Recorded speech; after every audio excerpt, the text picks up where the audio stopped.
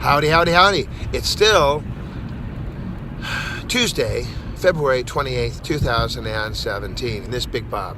And I am here to talk to you today about a very, very important subject, which is a passion of my heart.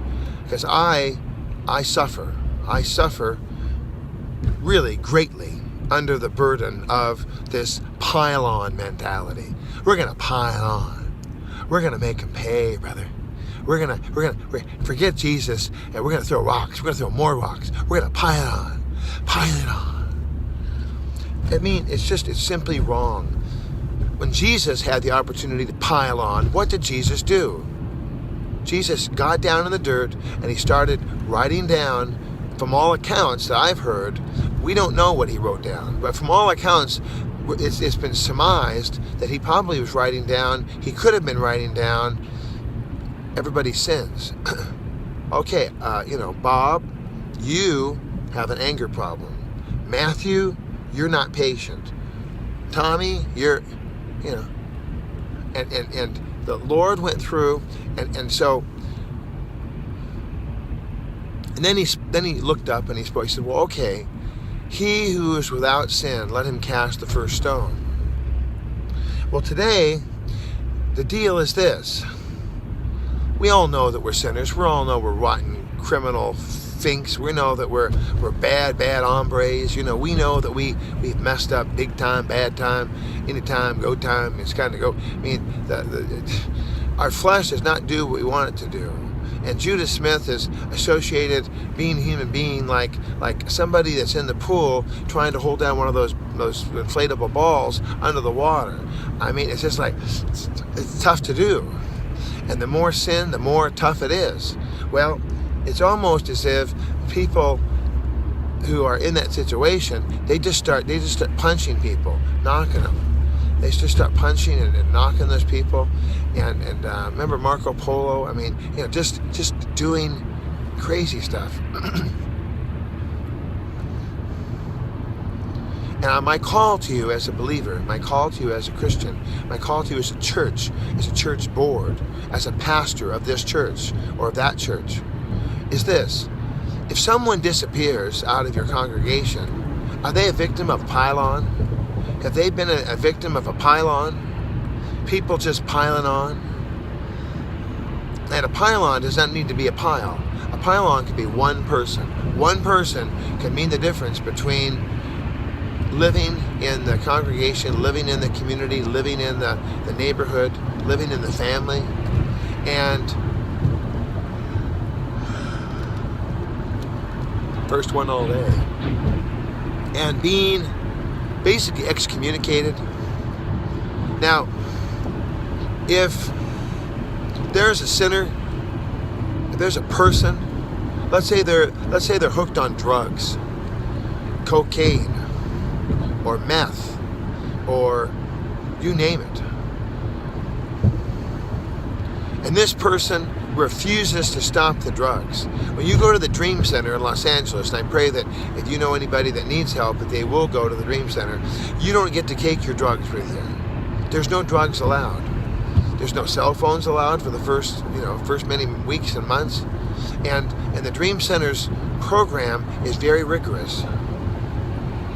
Well, if someone's not willing to submit to the program, then they need to go back out. They can go back out. They're not allowed to be there. But if someone is all right, if someone is not ongoingly sinning, what did Jesus say to the woman who was going to be stoned? Go and sin no more. Go and sin no more. Jesus didn't say, oh yeah, and by the way, as you're going, I'm gonna pop you one in the bean spout. I'm gonna knock you one upside the head. No gib slap. No, Jesus simply said, "Go and sin no more." Now, I said, how would Jesus say that? Do you think that he's really going to sin no more? Well, that particular sin, none of us are going to be sin free. But as Tommy Barnett says, we want to make sure we use everything within us to serve the Lord. He says we want to go to the cemetery on zero. Zero. We've given, we've served, we've loved, we've done our utmost for His highest.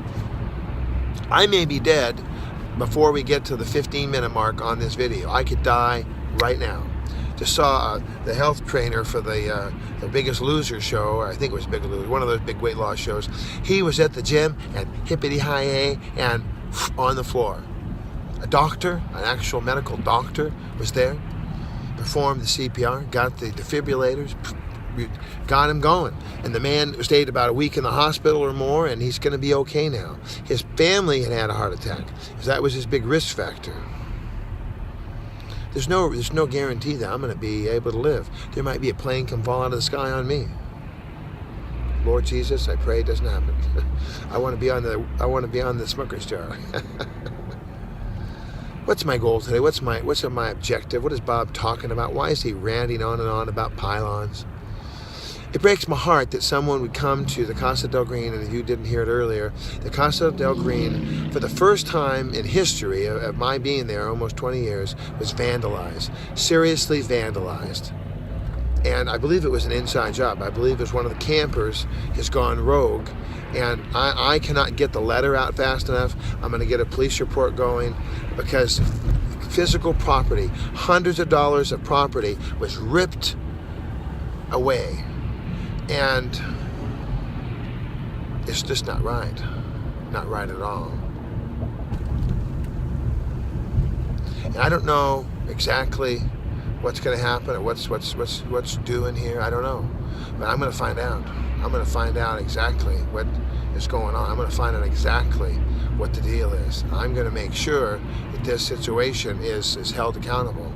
But once I do my job, once I turn the information I have into the police officers, then I step back. I'm not going to have payback. I'm not going to have pylon. I'm not going to get my vengeance. That's the Lord's job. Well, people don't trust the justice system. They think, well, yeah, there's people, they're getting away with murder. They're getting away with murder. Hear that, Marge? Murder. They're getting away with it. I don't know that that's true. I mean, I'm sure it is, but I don't know anybody that's gotten away with murder. But I do know is this. A lot of people, including me, have been to the justice system and been burned, and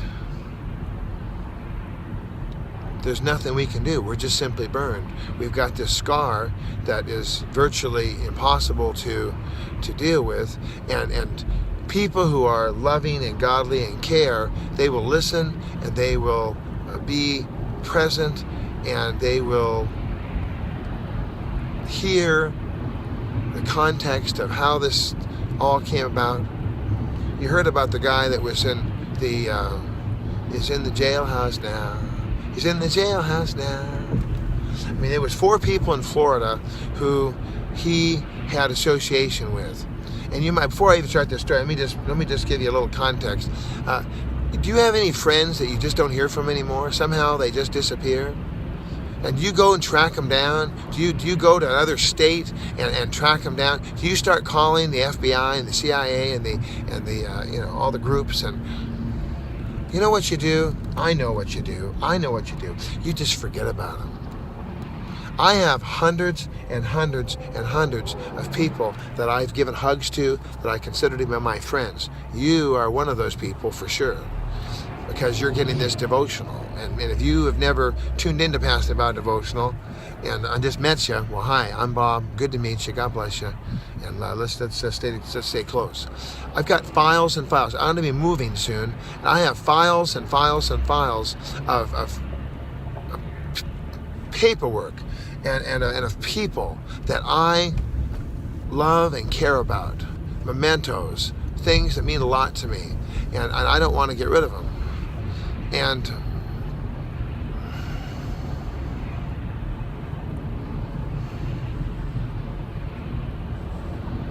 this fella, he had friends in Florida.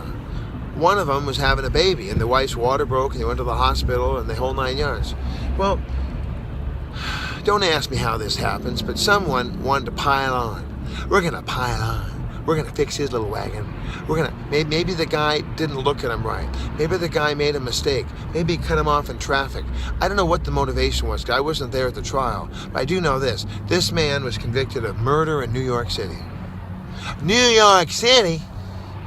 He ain't nowhere near New York City. Didn't make no difference. Didn't make no how difference. They convicted him of murder in New York City. Well, wasn't he in Florida with his friend, with a baby? Didn't he have some other friends he was with? Didn't he have receipts? Didn't he have, wasn't he at Disney World?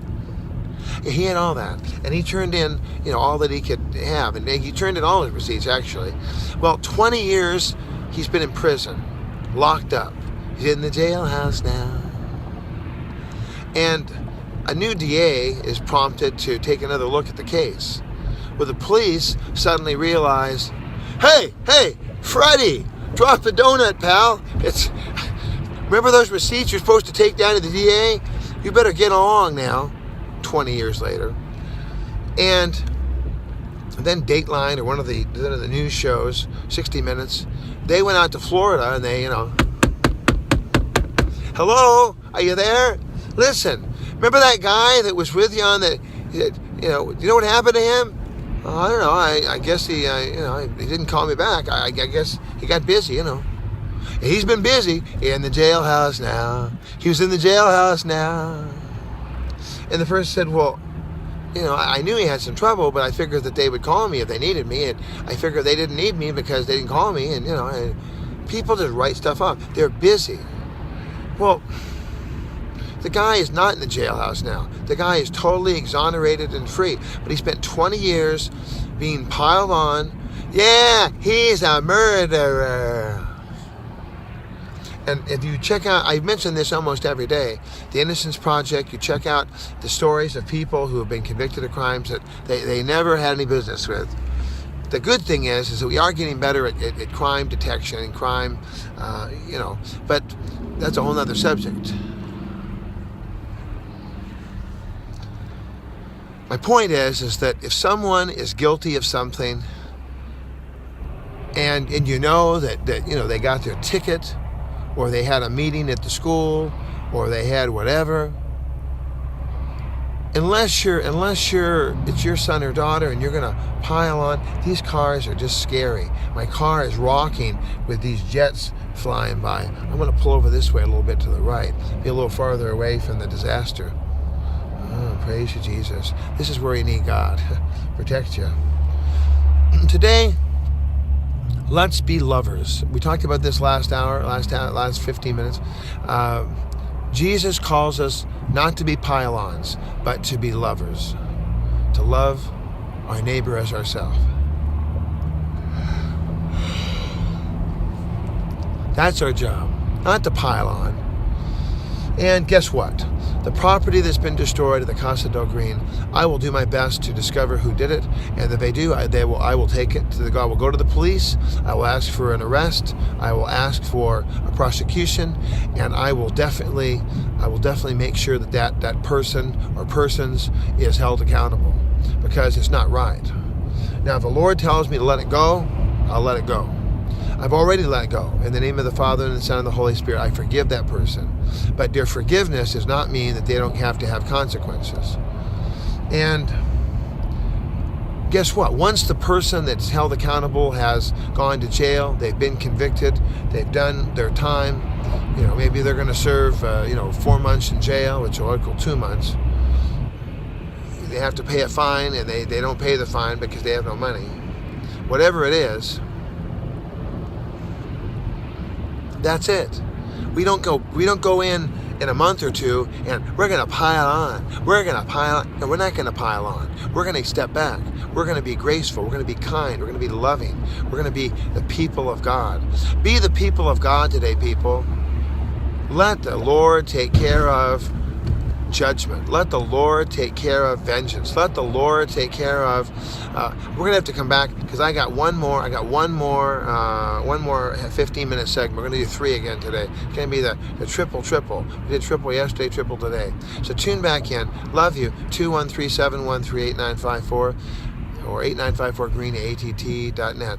Talk to you in just a few. Tune in. Pastor Van Devotional.